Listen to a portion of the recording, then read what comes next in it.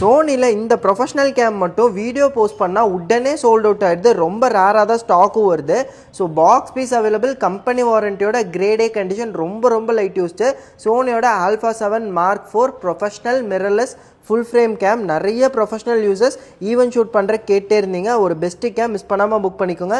சோனியோட original strap, original battery, external charger, charging cable. External charger மட்டும் தனியாக purchase பண்ணாலே 6500 rupees வரும்.